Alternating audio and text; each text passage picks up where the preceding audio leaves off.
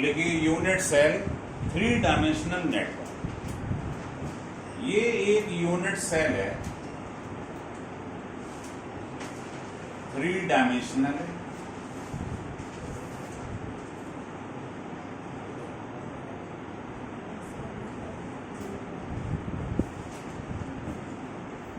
समझ में आ रहा है? लिख लीजिए। इसकी साइड आपने मान लो ये ए मान लो, तो इसके सामने का एंगल अल्फा माना जाता है। इसको कहते हैं इंटरफेशियल एंगल। क्या कहते हैं? हाँ। और जो साइड्स दिखाई दे रही हैं, मान लो ये साइड बी है, तो इसके सामने का एंगल बीटा होगा। मान लो ये साइड सी है, तो इसके सामने का एंगल गामा होगा। तो इसमें जो आप ए बी सी देख रहे हैं, इनको कहते हैं सेल एज, जो साइड्स है। और अल्फा बीटा गामा जो देख रहे हैं, इसको कहते हैं इंटरफेशियल एंगल। बना लो।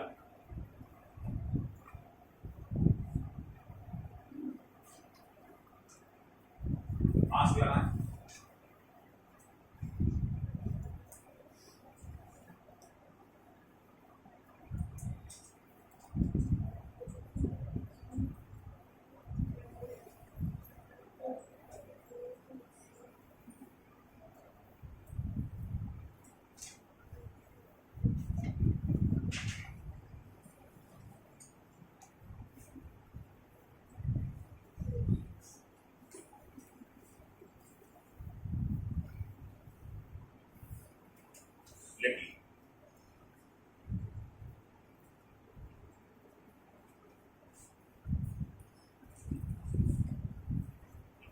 लिख लिया ये?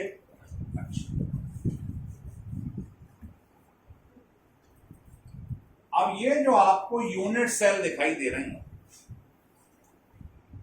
आप देखना इसके टाइप्स बहुत सारे हैं, तो लिख लो पहले टाइप ऑफ यूनिट सेल।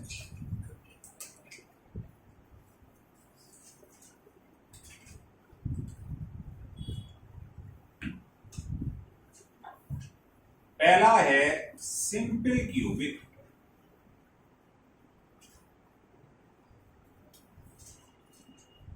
या इसको प्रिमिटिव यूनिट सेल भी कहते हैं।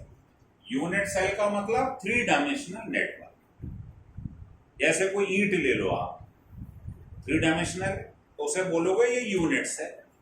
और कई सारी ईंट को जोड़ दो तो बताओ क्या बनती है? दीवार। ऐसे ही कई सारे यूनिट सेल को स्टक कर दो, चिपका दो, तो जो बनता है उसे क्रिस्टल लैटाइस कहते हैं। क्या कहते हैं? क्रिस्टल लैटाइस। बस। तो देखिए यूनिट सेल जो है वो एक ब्रिक है, एक ईंट है, और इनके कॉम्बिनेशन से जो बन के तैयार होता है उसे क्रिस्टल लैटाइस बोलते हैं। देखिए, तो सिंपल क्यूबिक क्या होता है देख लो। ये है यूनिट सेल की पहली टाइप। ये बना। इसके हर कॉर्नर पे एक एक एटम होगा।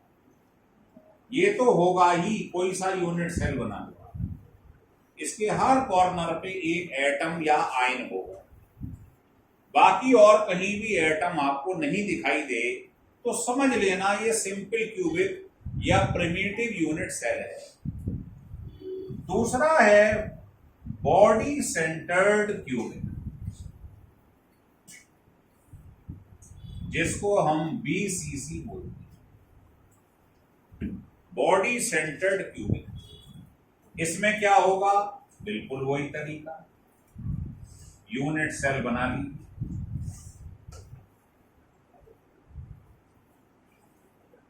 तो अभी अभी मैंने आपको बताया है बेटा, इसके हर कोने में एक एक एटम तो होगा ही, कोई सा भी यूनिट सेल हो।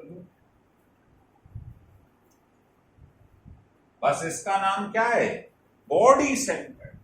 एक एटम बॉडी के सेंटर पे और बैठा रहता है, तो समझ लेना ये बीसीसी। अंतर समझ में आ रहा है दोनों में? कॉर्नर में तो होगा ही होगा, अगर बिल्कुल बॉडी के बीच में एक और रखा है तो इसको बोलते हैं बीसीसी, बॉडी सेंटर्ड। क्लियर हो रहा है? तीसरा देखिए, तीसरा होता है बच्चों FCC, face centred cubic.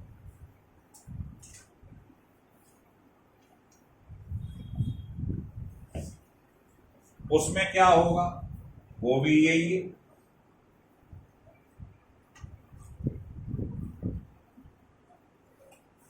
Corner में तो एटम एक एक है ही, ये तो सब में होगा। बताओ इसके कितने फेस हैं? 6। सब पे एक एक एटम और रख दो। ये लो, 1 face, 2 face, 3 face, 4 face, 5 face, 6 face. भाई एक आगे होगा एक पीछे होगा। समझ में आ रहा है? समझाऊं? हाँ, जैसे इसी को ले ले, ये 3 डायमेंशनल है, बता इसके कितने फेस हैं? 1 2 3 4 5 और एक पीछे 6। तो ये जो आगे पीछे लिखे हैं, ये समझ गए ना बात को? 3 डायमेंशनल। तो इसके हर फेस पे एक एक एटम दिखाई दे रहा है, इसको बोलते हैं एफसीसी। अगर बॉडी के सेंटर में बिल्कुल एक दिखाई दे जाए, बीसीसी। और अगर केवल कॉर्नर में और कहीं ना हो तो सिंपल। समझ में आ रहा? एक होता है एंड सेंटर्ड क्यूब। उसमें क्या होता है देखिए, ये तो बना लिया करो जल्दी से। यूनिट सेल का मतलब 3 डायमेंशनल नेट बना लिया। कॉर्नर में तो होगा ही होगा, सब में ही होता है एटम या आयन। इसके अपोजिट फेस पर एक एक एटम हो, मान लो इस पर है और एक यहां है, बस तो समझ लियो एंड सेंटर। लिख लीजिए।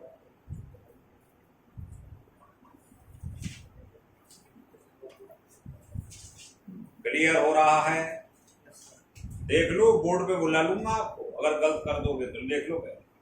तो टाइप ऑफ यूनिट सेल समझ में आ गया? चलो, एंड सेंटर्ड किसी भी दो एंड सेंटर्ड है ना? हाँ, किसी भी दो अपोजिट साइड को। हाँ, बहुत बढ़िया लगता। कहाँ रहते हो बेटे? नहीं, अच्छी बात है। हेडिंग डालो, number of atom in a unit cell.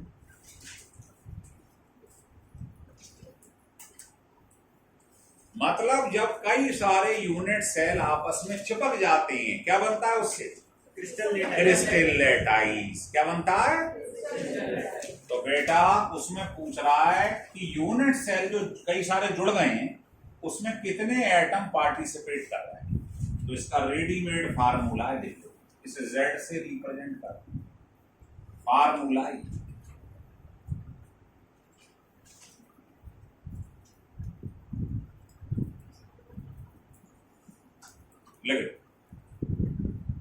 अब जिससे पूछूं वो मुझे बताता जाए।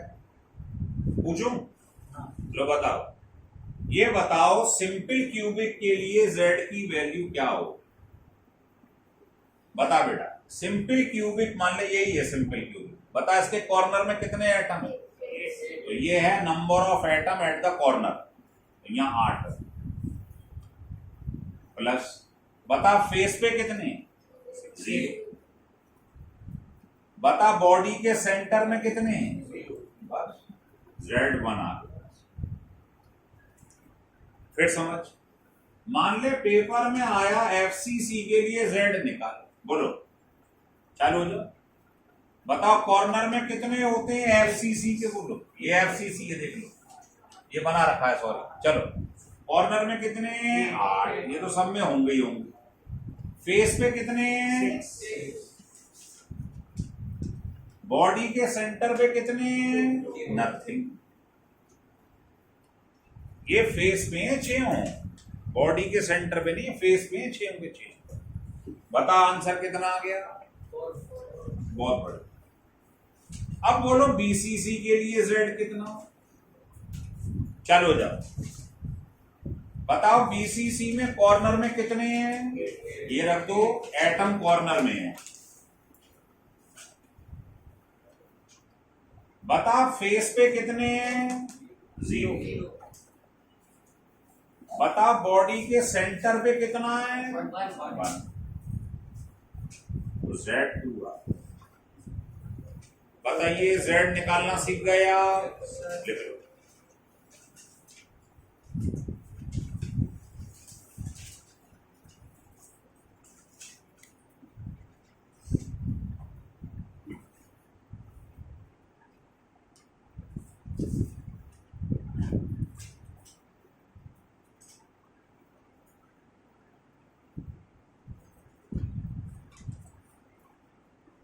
हटा दें, चलिए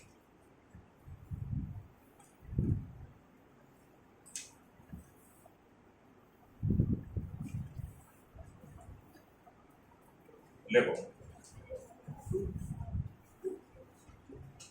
लिखिए टाइप ऑफ, या इसको ऐसा लिख लो, लिखो क्रिस्टल सिस्टम।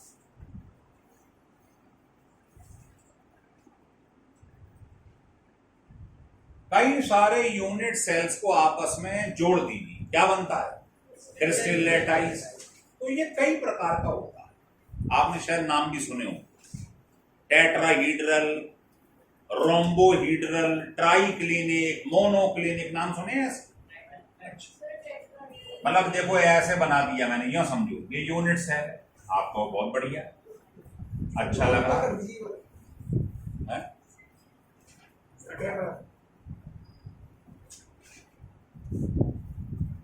आप कहेंगे ठीक है साहब, अब मैं कह दूं साहब मैंने ऐसे बना दिया, ऐसे करके बना दिया, इसमें ये साइड थोड़ी ज्यादा बड़ी, तो ये भी तो यूनिट सेल है। नहीं समझ आ रही? तो ऐसे यूनिट सेल की साइड और एंगल बदल जाए बीच के, तो आप देखोगे डिफरेंट क्रिस्टल्स बन जाए। तो क्रिस्टल सिस्टम 7 टाइप के होते हैं। क्या होते हैं? तो आपको मैं एक शॉर्टकट की समझा रहा हूं जिससे आप सीख जाए, नहीं तो आप रट लो, और रटोगे तो भूल जाओ। तो याद कर लो सी टॉर HMT, याद कर लो। क्या लिखा है? सी टॉर HMT। घड़ी देखी होगी आप, ऐसे याद कर लो। सी का मतलब है क्यूबिक, टी का मतलब है टेट्रागोनल, ओ का मतलब है ऑर्थोरोम्बिक, आर का मतलब है रोम्बोहीड्रल, एच का मतलब है हेक्सागोनल, एम का मतलब है मोनोक्लिनिक, और टी का मतलब है ट्राइक्लिनिक। ये तो 2020 में आया जेई में सवाल, ट्राइक्लिनिक। आप कहेंगे कैसे आया है, वो मैं बताऊंगा अभी। तो ये याद करने का तरीका है कि क्रिस्टल 7 टाइप के होती हैं, बनते सब यूनिट सेल से ही हैं, तो 7 टाइप के होती हैं। याद कर लो सी टॉर HMT। फिर आप जब यहां सी टॉर लिखोगे ये, तो तुम्हें याद आ जाएगा, हाँ भाई सी का मतलब क्यूबिक होता है, टी का मतलब ये होता है, ऐसे लाइन की। अब इनके अंदर जो सेल एजेस होती हैं ABC साइड्स, और एंगल जो होती हैं वो भी डिफरेंट डिफरेंट होंगे, तभी तो अलग अलग क्रिस्टल है ये। तो आप लिख लो यहां पर सेल एज जो ABC, यहां लिख लो इंटरफेशियल एंगल, यहां लिख लो नंबर ऑफ यूनिट सेल, कितने यूनिट सेल इसमें हिस्सा ले रहे हैं। बल्कि नंबर ऑफ यूनिट सेल की वजह, चलो टाइप ऑफ यूनिट सेल भी लिख सकते हो, लिख लो। तो इसको भी याद करने का तरीका बता देता हूं, नहीं तो याद नहीं होगा। देखिए इसमें क्या होता है, पहले वाले में जो साइड्स होती है ना ए बी सी, ये सब इक्वल होती हैं और बच्चा बच्चा जानता है तुम में से, बच्चा बच्चा जानता है। अभी क्यूब का मतलब क्या होता है बता, जिसकी सारी साइड बराबर, जिसकी सारी साइड बराबर हो जाएं वही तो क्यूब होता है। नहीं समझ पा रहे बात, जिसकी ए बी सी सब सेम हो वो क्या कहलाता है, क्यूब कहलाता है। तो इसकी सारी साइड बराबर होती है, इसकी दो साइड बराबर होती हैं और ये डिफरेंट होती है, ए और बी सेम होंगी, सी अलग हो, और इसकी तीनों साइड अलग अलग होती।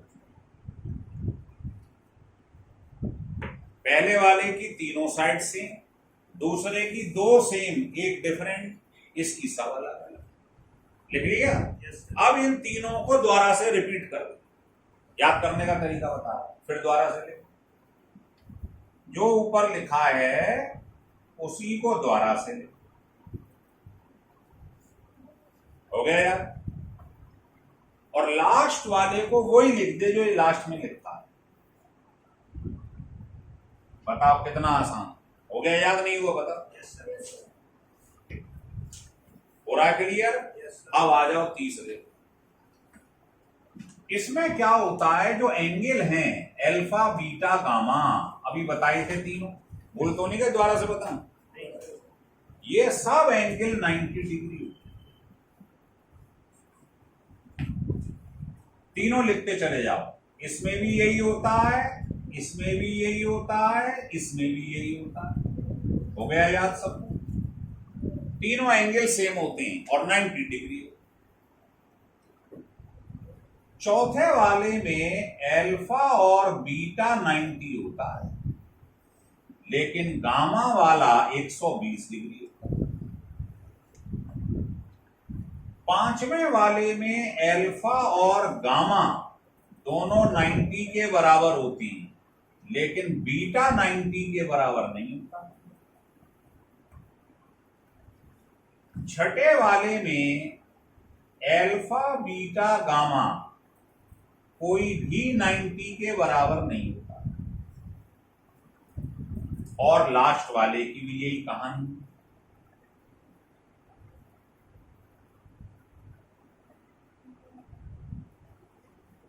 तो जेई 2020 में यही सवाल आया था, वो वाला क्रिस्टल बताओ जिसकी कोई भी साइड बराबर नहीं और कोई भी एंगल बराबर नहीं। तो आंसर था ट्राइक्लिंग। आप देखो इसकी कोई भी साइड बराबर नहीं है, यहां गड़बड़ है। तेरे पास टेबल होगी, देखिए क्या लिखा, यहां गड़बड़, ये बनी हुई है बाकायदा, चिंता मत करना। कोई बात नहीं, बोलो। अल्फा और बीटा 90 के बराबर है, लेकिन गामा 90 के बराबर है। सही बात है।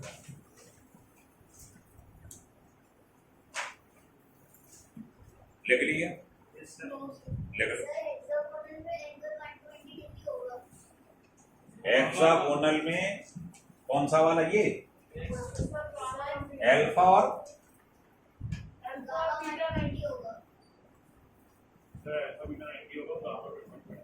अल्फा और बीटा 90 है, और गामा 120 है, ये तो ऊपर लिखा था।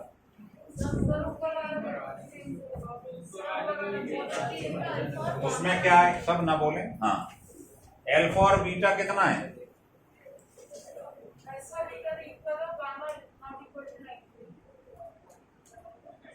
अच्छा, ये लिख लो।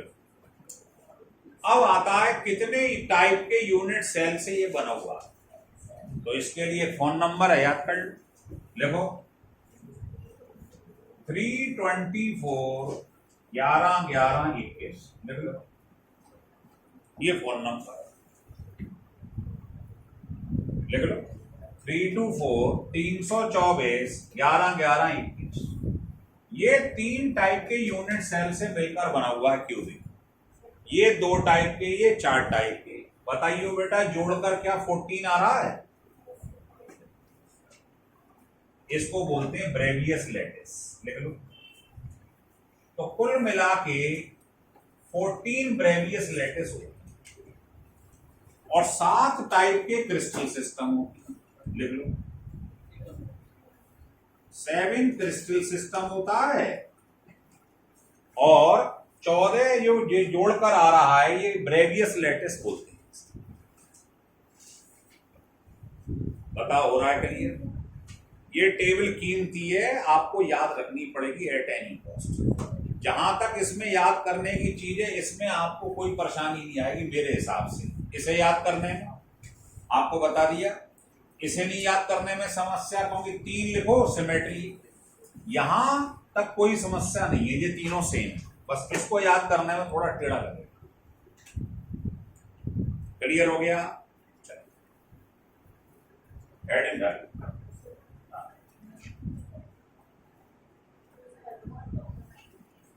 मुझे ही दे देना, मैं देख रहा हूँ काम करता हूँ। मोनोक्लिनिक अल्फा और गामा 90, अल्फा और गामा 90, अल्फा और गामा, और beta is not equal to. ये देख लेना, ये शीट में सब लिखा हुआ। चलिए आप हटा दें इसे, हेडिंग डालिए।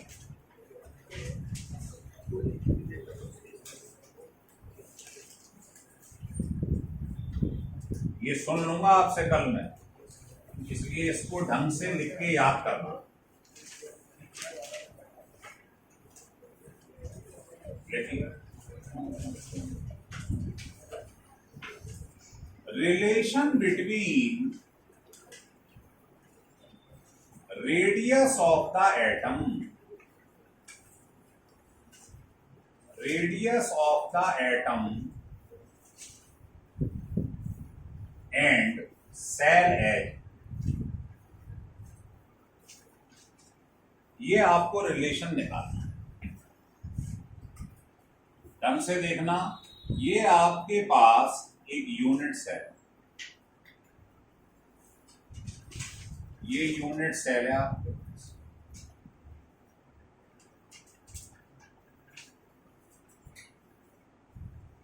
मान लो ये बीसीसी, क्या है?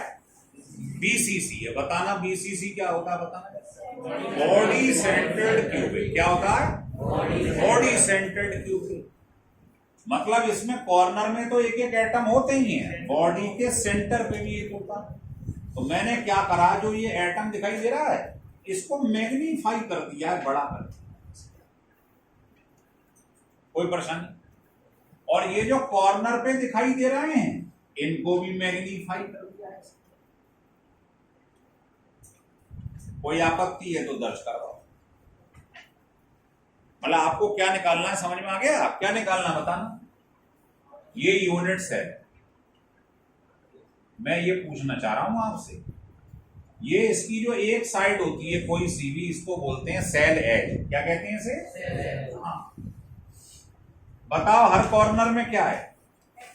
बताओ क्या है? एटम। उसका रेडियस मान लो r, तो वो पूछ रहा है इस r में और इस साइड में क्या रिलेशन, ये है प्रूफ। तो मैंने क्या करा, ये जो एटम दिखाई दे रहे हैं कॉर्नर में इनको बड़ा कर दिया, मैग्नीफाई कर दिया। और बॉडी सेंटर्ड है तो बॉडी के सेंटर में तो एक एटम हो गई होगा, उसको भी मैग्नीफाई कर दिया। कोई प्रश्न? अच्छा, अब मैं इसका नाम डाल रहा हूं ABC ऐसे का। तो सोच के बताना बेटा, ये वाली साइड देखो क्या है, ये वाली साइड बताओ क्या है, ये वाली साइड क्या है, बताओ क्यूब है तो हर साइड क्या होगी, सेम। तो ए मान ली। तो बताना जरा, ये ए है, देखते रहो मेरी तरफ, ये ए है, ये भी ए है, ये भी ए है। तो बताओगे ये ए है, ये ए है, तो बताओ ये कितना होगा इसका अपर्टेंस? A√2। क्या होगा? A√2। अब बताओ ये ए है, देखते रहे ना, ये ए है, ये a√2 है, तो बताना ये कितना आ जाए, a² प्लस a√2 का स्क्वायर। अरे भाई परपेंडिकुलर का स्क्वायर, बेस का स्क्वायर इक्वल टू हाइपोटेन्यूज का स्क्वायर। तो भाई 90 और क्या, 3D है भाई, ये 3D स्ट्रक्चर है बेटे। ये a है, ये a√2 समझ में आ गया क्यों, क्योंकि ये साइड a है तो a√2 है, तो इसका स्क्वायर प्लस इसका स्क्वायर इक्वल टू इसका स्क्वायर। आप बताओ ये साइड कितनी, बताओ ये एटम की रेडियस है r, ये डायमीटर है 2r और ये r, तो बताओ ये डिस्टेंस कितना हो गया, 4 हो गया क्लियर।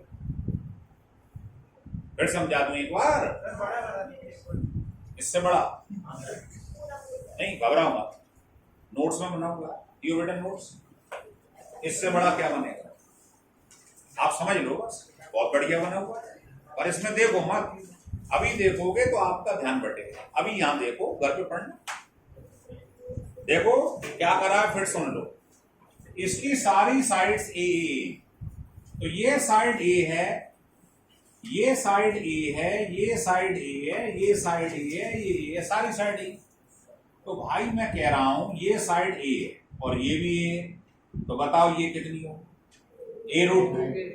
अब ये बता ये ए है, ये a√2 है, तो बता ये कितनी होगी, इसका स्क्वायर प्लस इसका स्क्वायर इक्वल टू बता हाइपोटेन्यूज का स्क्वायर। तो ये अगर रेडियस एटम की r है तो डायमीटर कितना होगा 2r, और ये कितना है r, तो डिस्टेंस कितना होगा यहां से, तो बताइए अगर मैं ऐसा लिख रहा हूं तो कोई गुनाह तो नहीं कर रहा हूं, ये बता दो, ये आ गया डेरिवेशन। तो बीसीसी में r और a में ये रिलेशन होता है। बहुत सवाल बनते हैं इस पे, पेपर में आपको सेल एज दे देगा साइड इसकी और कहेगा एटम की रेडियस निकालो, सॉल्व कर लो, नहीं समझ में आएगा। और प्रूफ दिखाता हूं, घबराओ पहले से देख, ये तो बीसीसी का सॉल्व किया भाई। बॉडी सेंटर्ड क्यूब, बनाना मत कॉपी पे, वेस्टेज ऑफ टाइम बोलते हैं इसे हिंदी में। जब बना हुआ है तुम्हारे पास इसे समझ लो, नहीं आए 2 बार पूछ लो, लो फिर देखो। अब आपको बताते हैं अगर एफसीसी आ जाए तो क्या करें। देखो बेटे बोलना नहीं है, इधर देखो, अब बातें हम करेंगे एफसीसी। लो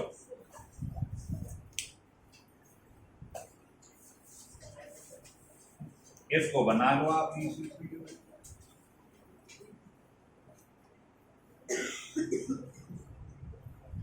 ये बना ली।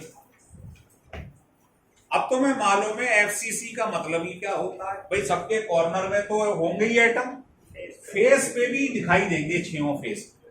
तो मैंने कोई भी एक फेस पकड़ लिया, ये फेस है, तो बता ये कॉर्नर में एटम, कॉर्नर में क्या है एटम, और फेस पर भी एक एटम, कोई भी एक साइड पकड़ ली। तो बताओ कैसे बनाएंगे, अभी सिखाया था, इसे सेंटर मान लो, है ना, इसको भी, इसको सेंटर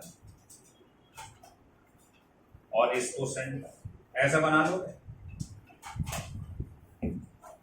ऐसे बना लोगे भाई। एक फेस पर आपको इस कॉर्नर, ये कॉर्नर और फेस के सेंटर में तो हो गई है। आप बताना जरा ये साइड कितनी है, ए, बहुत बढ़िया, सारी साइड ए, और ये कितनी है ए, तो बता ये कितना होगा हाइपोटेन्यूज होगा भाई, a² प्लस a² का रूट यही तो होता है। अब बता यहां से यहां तक रेडियस, यहां से यहां तक और यहां से यहां तक, तो 4r हो गया, दोनों को इक्वेट कर भाई, ये 4r है और वैसे a से निकाला तो a√2 है, तो बता ये आ गया कि नहीं आ गया। तो सारे एफसीसी के क्वेश्चन ये फार्मूला निकाले, लिख ले, डेरिवेशन आता है पेपर में, ड्रॉ करना है, ड्रॉ करना ही नहीं है, पेपर में पूछ रहा है। पेपर में तो करना पड़ेगा। मैंने असल में बना के दिया हुआ है आपको, हैंड रिटन नोट्स दिए हुए हैं, तो आप सीख लो मुझसे। बनाओ मत, बनाने में समय खराब होता है। ज्यादा बनाना हो तो भाई वीडियो है इसकी, उसमें चेक कर लो, प्रैक्टिस हो जाए। आइए अब आता है तीसरा सिंपल क्यूबिक, उसमें देखें क्या हो। सिंपल क्यूबिक में क्या होता है सर, केवल कॉर्नर में होती है। चलिए प्रैक्टिस कर लेना घर पे बना के इसे। ये बना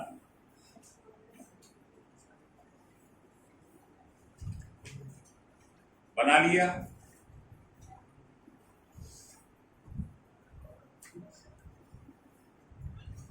बता सिंपल क्यूबिक क्या होता है बताइए।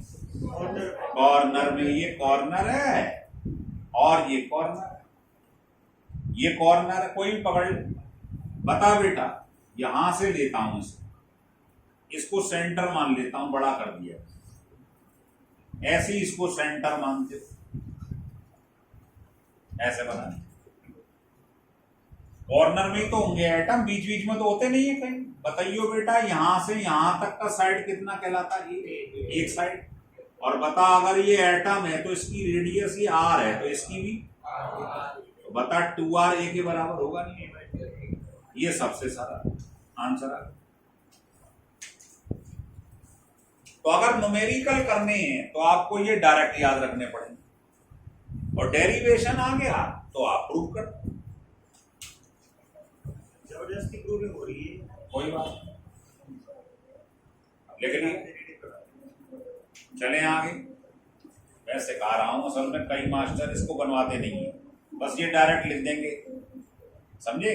लेकिन मैं बता रहा हूं कैसे हुआ है, नहीं तो रटना पड़ेगा। बात नहीं बेटे, बात इधर देखो। तो हमने रिजल्ट क्या निकाला जरा वो मुझे बता दो, क्या अभी तक का। सिंपल क्यूबिक, एफसीसी, बीसीसी, इधर आ, बोलना नहीं है बस। बताइए इसके लिए z कितना था जरा बताएं, पहले प्रूफ किया था, बोल। सिंपल के लिए 1 ध्यान आ गया, वो फार्मूला लगाया था हमने, nc into 1/8 plus nf into 1/8, यही निकल कर आया। अच्छा अब हमने बताओ r और a में क्या रिलेशन निकाला है, बोलो। सिंपल के लिए a/2, एफसीसी के लिए a/2, बीसीसी के लिए, ऐसे याद होना चाहिए आप अगर न्यूमेरिकल निकालना। ये जो रिजल्ट निकले हैं वो डायरेक्ट याद होने चाहिए। बीसीसी के लिए क्या होता है, एफसीसी के लिए। लेकिन तो ये भी आपने निकालना सीख लिया, ये भी सीख लिया, लेकिन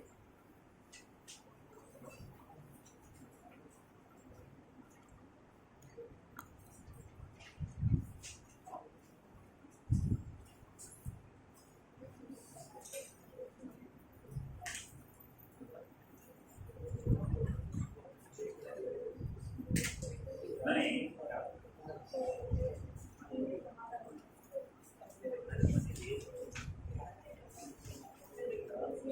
बताइए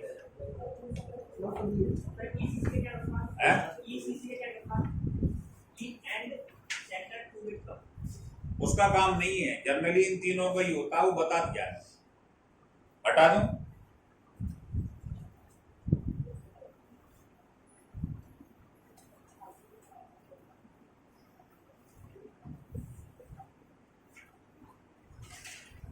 हेडिंग डालिए, लिखो density of the unit cell. Next derivation,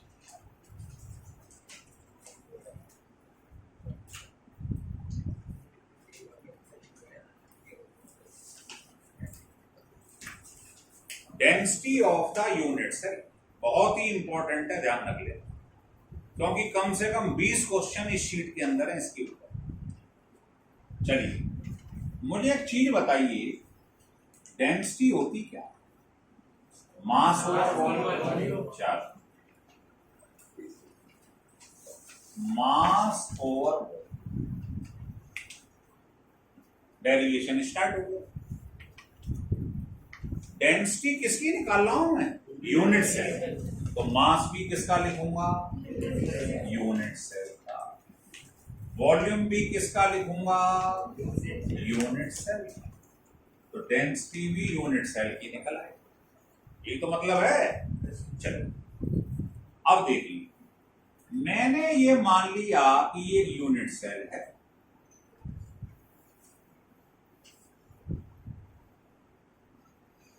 ये यूनिट सेल, इसकी साइड ए। बताओ, यहां मैंने मान लिया let the cell edge of the unit cell equal to a picometer। क्या आप जानते हैं एक पिकोमीटर को माइक्रोमीटर कहते हैं। माइक्रो मतलब -6, तो -12 हो गया। अगर मैं इसको सेंटीमीटर में चेंज कर लूं, इंटू 100 कर दूं, बताओ ये हो जाए। तो एक पिकोमीटर में बताइए इतने सेंटीमीटर हुए कि नहीं। अब मुझे आप बताओ, अगर क्यूब का एक साइड ए है तो वॉल्यूम क्या होता है क्यूब का? ए क्यूब। लेकिन इसको मैंने कन्वर्ट कर लिया किसमें? सेंटीमीटर। मल्टीप्लाई कर दिया। तो बताना वॉल्यूम होता है साइड का, एक साइड का क्यूब, इसका क्यूब कर। ये आ गया इतने सेंटीमीटर। एक एक स्टेप को समझो, रटोगा। भाई क्यूब का वॉल्यूम क्या होता है बताओ? जो साइड हो उसका क्यूब। साइड कितनी है? ए पिकोमीटर। पिकोमीटर को इंटू ये कर दो, सेंटीमीटर आ गया। तो इसकी एक साइड जो है हम कह सकते हैं इतने सेंटीमीटर। तो वॉल्यूम क्या होता है? जो भी साइड है उसका क्यूब कर दो। बताओ, क्लियर हो रहा? अच्छा, वॉल्यूम तो साहब हमने निकाल लिए। अब आता है यूनिट सेल का मास कैसे निकालूंगा। देखिए, मोल कॉन्सेप्ट की तरफ बढ़ रहे हैं। आप बता सकते हैं एक मोल किसी भी कंपाउंड का मास कितना होता है? उसके मॉलिक्यूलर वेट के आगे ग्राम ले। यही होता है, नहीं होता? The weight of one mole of any compound is equal to its molecular weight। जैसे एक मोल हाइड्रोजन गैस है तो उसका वेट कितना होगा? 2 ग्राम। मॉलिक्यूलर वेट 2 होता है। एक मोल क्लोरीन है, उसका कितना वेट होगा? 71 ग्राम। ये पढ़ाया है मैंने आपको मोल कॉन्सेप्ट शुरू। तो एक मोल का वेट इतना होता है। अब बताना जरा, एक मोल में कितने मॉलिक्यूल होते हैं? Avogadro's number. साहब इतने मॉलिक्यूल होते हैं, जानते हैं सब। एक मोल में इतने मॉलिक्यूल होते हैं, एवोगैड्रोस नंबर कहलाता है। जानते हैं आप? तो सोच के बताना जरा। देखो इधर, देखो मेरी तरफ। ये बता, अगर इतने मॉलिक्यूल होते तो बता उनका वेट कितना होगा? Molecular weight. भाई अगर आप कहते ये यूनिट सेल है तो यूनिट सेल के अंदर क्या होते हैं? बोलिए, एटम्स। कॉर्नर में क्या होते हैं? एटम्स। तो बता एक एटम का मास कितना होगा? इतने पार्टिकल का एटम का मास कितना होता है? यहां लिख ले, चलो इसे Na लिख दूं। एवोगैड्रोस नंबर होता है। इतने एटम अगर होते किसी के भी तो बताओ उसका वेट किसके बराबर होता? तो बताइयो एक एटम का कितना होगा? पर बता यूनिट सेल में एटम होते कितने? Z। भाई अभी आपको जो Z निकालना सिखाया था मैंने ये फार्मूले से, Z क्या था बताना? Number of atom in a unit cell. तो आपने देखा एक यूनिट सेल के अंदर एटम कितने होते हैं? Z। तो बताओ अगर Z एटम होते यूनिट सेल में तो मास कितना हो जाता?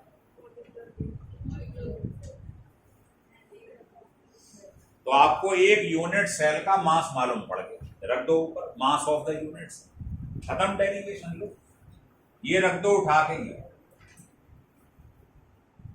नहीं समझ में आया हो तो एक बार और समझाएं। रख दिया मास, बताओ वॉल्यूम कितना निकाला था आपने, इसको नीचे रखो। और ये फार्मूला डायरेक्ट आपको याद रहना चाहिए, और सवाल निकलेंगे इससे जो डेंसिटी आएगी वो ग्राम पर सेंटीमीटर क्यूब में आएगी। आज के बाद मुझे ये फार्मूला याद रहना चाहिए। अगर कोई भी क्वेश्चन डेंसिटी का आ जाए तो ये फार्मूला, यूनिट क्या है, ग्राम पर सीसी। बस इसमें चीजें समझ लो क्या क्या है। मान लो एक क्वेश्चन दिया है, कह रहा है साहब एफसीसी क्रिस्टल है, तो बता जेड की जगह क्या रखते हैं, 4। NaCl है मान लो, तो मॉलिक्यूलर वेट NaCl का रख दोगे। Na एवोगैड्रोस नंबर है, ये रख दोगे Na की जगह। अब बताओ A किस में रखोगे, A क्या है, सेल एज, मतलब इसकी एक साइड है। और किस में रखते हैं इसे, पिकोमीटर। ये गलती मत कर दें, पिकोमीटर को ही तो मल्टीप्लाई करके सेंटीमीटर में कन्वर्ट करा है। शुरू में तो A पिकोमीटर दिया था ना, तो ये आपको यहां A पिको में रखना है, इसका मल्टीप्लाई करके सेंटीमीटर में कन्वर्ट किया गया। यहां धोखा हो जाता है। ये छोटी छोटी बातें हैं, ये पता कहां से निकल के आएंगी, जब आप टेस्ट दोगे, उससे पहले नहीं आएंगे। जैसे इस बच्ची ने बहुत बढ़िया पेपर करा है, तेरी कॉपी चेक कर रहा था बेटे, लेकिन उस कॉपी में तूने एक ऐसी गलती कर दी है जिसकी वजह से तेरे 9 नंबर कटे, और महीन गलती है। और गलती भी क्या है देख ले, जो फार्मूला डेल TF का आपको बताया था, ध्यान आ रहा है, ये किस में रखते थे, जिसमें दिया हो। जैसे सेंटीग्रेड में दिया है तो सेंटीग्रेड, तूने केल्विन में चेंज कर दिया, बस यही गड़बड़ हो गई, पूरा सवाल गलत। ये महीन गलती, मेरी बात समझे, जब कॉपी मिलेगी तो उस पर गोले गोले लगे हुए होंगे वहां पर, तो ये माइनर मिस्टेक तब मालूम पड़ती है जब हम टेस्ट देते हैं, वैसे नहीं मालूम पड़ेंगे आपके।